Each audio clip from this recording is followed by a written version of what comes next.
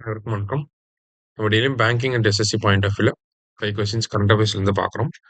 இன்னைக்கு என்ன கொஸ்டின்ஸ் இருக்கு அப்படின்னு சொல்லி பார்ப்போம். First one, international dugong conservation centre is located in அப்படின்னு சொல்லி கேட்டிருக்காங்க. ஸோ எங்க இருக்கு அப்படின்னு சொல்லி பார்த்தீங்கன்னா, டுகோங் கன்சர்வேஷன் சென்டர் தஞ்சாவூர்ல மனோரா அப்படிங்கிற பிளேஸ்ல வரப்போகுது. சரியா?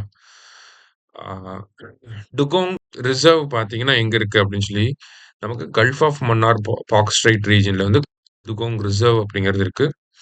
இந்த ரீஜன்ல தான் அபண்டன்ட்டா இந்த டுகோங்ஸ் அப்படிங்கிறது இருக்கும். ஓகேவா? அ ஸ் கடல் பசு அப்படின்னு சொல்லி சொல்லுவாங்க தமிழ்ல. டுகோங் அப்படிங்கிறத வெஜிடேரியன் மட்டும் தான் சாப்பிடும். சீ கிராஸ மட்டும் தான் சாப்பிடும். ஸோ இத கன்சர்வ் பண்றது அப்படிங்கிறது ரொம்ப இம்பார்ட்டன்ட்டா இருக்கு. ரீசென்ட்டா ஐயூசிஎன் கான்ஃபரன்ஸ்ல இந்த ஒரு கன்சர்வேஷன அப்ரிஷியேட் பண்ணியிருந்தாங்க. அதனால நம்ம பார்க்குறோம். சரியா? அடுத்து IUCN world conservation conference held in அப்படின்னு சொல்லி கேட்டிருக்காங்க. ஸோ ஐயூசிஎனோட வேர்ல்ட் கன்சர்வேஷன் கான்ஃபரன்ஸ் எங்க நடந்துச்சு அப்படின்னா, யுனைட்டட் அரப் எமிரேட்ஸ்ல வந்து நடந்து முடிஞ்சுது. சரியா? அடுத்து India's metro rail network is the 3rd largest in the world அப்படின்னு சொல்லி குடுத்திருக்காங்க.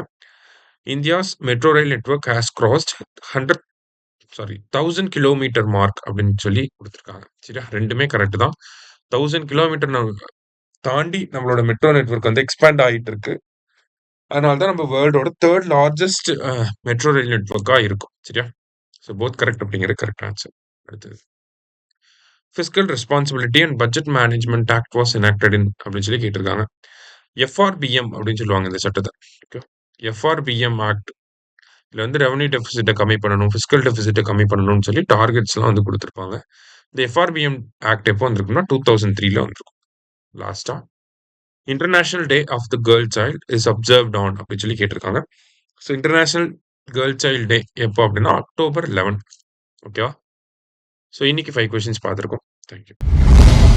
சுரேஷ் ஐஏஎஸ் அகாடமி வெற்றியின் முகம்.